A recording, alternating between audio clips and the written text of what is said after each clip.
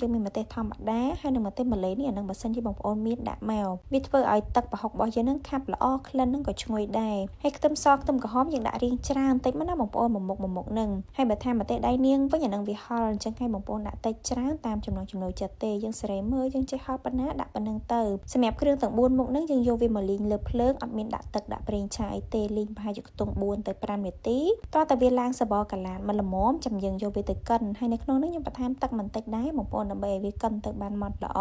ឬក៏បងប្អូនណាដែលអត់មានម៉ាស៊ីនកិនទេយើងបុកក៏បានដែរប៉ុន្តែធ្វើមិនឲ្យវាម៉ត់ណាបងប្អូនកុំឲ្យនៅដុំព្រោះបើវានៅដុំទឹកប្រហុករបស់យើងក៏រៀងដុំតាមនឹងដែរហើយគ្រឿងបន្តមកទៀតគឺប្រហុកបងប្អូនខ្ញុំប្រើប្រហែលជាខ្ទង់កន្លះខាំយើងលាងទឹកលាងអីឲ្យស្អាតច្រាំវាឲ្យម៉ត់មកហើយមួយទៀតនឹងស្ករគឺប្រើស្ករត្នោតបងប្អូនយើងអាចប្រើជាស្ករសបានទេបើស្ករសធ្វើចេញមកគឺដឹងតែអត់ឆ្ងាញ់ហ្មងស្ករត្នោតហ្នឹងគឺខ្ញុំដាក់1ស្លាបព្រាបាយរៀងកំប៉ុងយើងកូរវានៅលើភ្លើងតិចប្រហែលជាខ្ទង់2នាទីតោះតែវាឡើងសបកលាតជើងក្រងអញ្ចឹងចាំយើងដាក់ប្រហុកចូលសម្រាប់គ្រឿងក្រៅទាំងពីរមុខនេះបងប្អូនកុំទាន់ដាក់ច្រើនណាដាក់មកល្មមសិនបានហើយយើងសេរីមើលតាមនឹងទៅបើសិនជាប្រហុកយើងអត់សូវប្រៃដាក់រៀងច្រើនប៉ុន្តែបើថាប្រៃដាក់រៀងតិចតាមនឹងទៅយើងកូរប្រហុកជាមួយស្ករត្នោតហ្នឹងឲ្យវាឡើងឈ្ងុយសិនចាំដាក់គ្រឿងកិនចូលបងប្អូនហើយកូរចូលគ្នានឹងប្រហែលជាខ្ទង់2ទៅ3នាទីតោះតែវាឡើងក្លិនឈ្ងុយរៀងខាប់មកល្មមចាំយើងចាក់ទឹកចូលសម្រាប់ទឹកសេរីមើលមកល្មមកុំយករាវពេកកុំខាប់ពេកអានេះគឺយើងយករៀងគឺយើងយកវារៀងរាវបន្តិចក៏បានដែរបងប្អូនព្រោះពេលដែលយើងលើកដាក់ចុះត្រជាក់ទៅវាខាប់ជាងមុនហើយ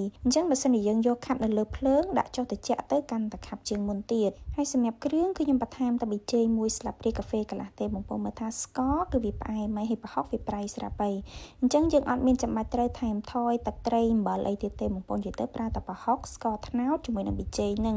បន្ទាប់ពីយើងដាក់ទឹកដាក់គ្រឿងក្រៅអីហើយបងប្អូនទុកនៅលើភ្លើងប្រហែលជាខ្ទង់4ទៅ5នាទីឬក៏3-4នាទីអីអញ្ចឹងណា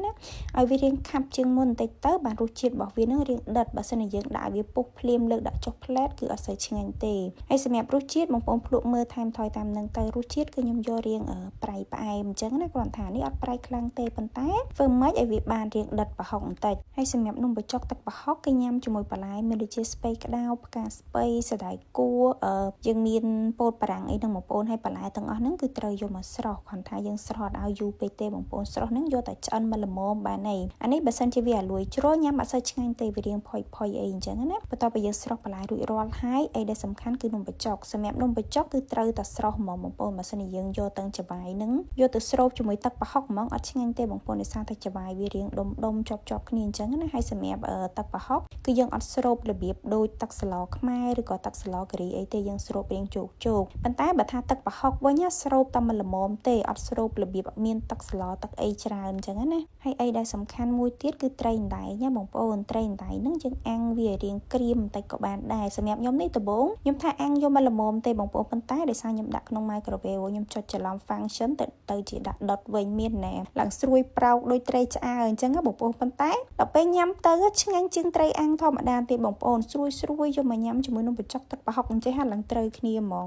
ហើយសម្រាប់នំបញ្ចុកទឹកប្រហុកនេះគឺគេមានច្របាច់ក្រូចឆ្មាចូលទៀតបងប្អូនច្របាច់ចូលមួយចំណិតឬក៏ពីរចំណិត